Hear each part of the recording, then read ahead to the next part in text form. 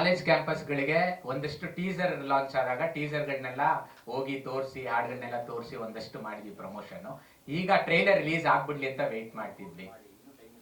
ಹೌದು ಸರ್. ಹೌದು ಖಂಡಿತ ಇದೆ ಸರ್. ಒಂದಷ್ಟು ಇನ್ವಿಟೇಷನ್ ತರ ಪ್ರಿಂಟ್ ಮಾಡಿಸಿದೀವಿ ನಾವು. ಅದನ್ನ ಹೋಗಿ ಈಗ ನಾಳೆಯಿಂದ ನಮ್ಗೆ ಅದೇ ಕೆಲಸನೇ. ಒಂದು UFO ಕ್ಯೂಬ್ ನಾಳೆ ಅಪ್ಲೋಡ್ ಆಗುತ್ತೆ ಸಿನಿಮಾ. ನಾಳೆದಿಂದ ಅದೇ ಕೆಲಸ. ಎಲ್ಲಾ ಕಾಲೇಜ್ಗಳ ಹತ್ರ ಹೋಗಿ, ಸಿನಿಮಾ ಥಿಯೇಟರ್ಗಳ ಹತ್ರ ಹೋಗಿ ಅಲ್ಲಿ ಒಂದು ಇನ್ವಿಟೇಷನ್ ನ ಕೊಡುವಂಥದ್ದು, ಅದೊಂದು ಪ್ಲಾನ್ ಮಾಡ್ಕೊಂಡಿದೀವಿ ಆಫ್ಲೈನ್ ಪ್ರಮೋಷನ್.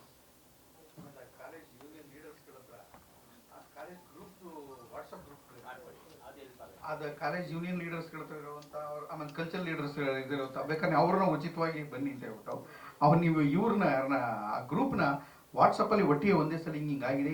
ಯಾವ ಕಾರಣಕ್ಕಾಗಿ ಚಿತ್ರ ಡಿಫ್ರೆಂಟ್ ಆಗಿದೆ, ಋತುಗಳು ಹೆಂಗೆ ಬದಲಾಗುತ್ತೆ, ಆಮೇಲೆ ನಿಮ್ಮಲ್ಲೂ ನಡೀತಾ ಇರುವಂಥ ಲವ್ ಕೇಸ್ಗಳು ಏನೇನೆಲ್ಲ ಆಗ್ಬೋದು, ಏನೆಲ್ಲ ಆಗುತ್ತೆ ಅನ್ನೋದು ಕೂಡ ಅವ್ರಿಗೆ ಇದು ನಮ್ಮದು ಅಂತ ಅನ್ನಿಸ್ಬಿಟ್ರೆ ಕನ್ನಡಿಗರಿಗೆ ಅದು ಏನು ಬೇಕಾದ್ರೂ ಆಗ್ಬಿಡುತ್ತೆ.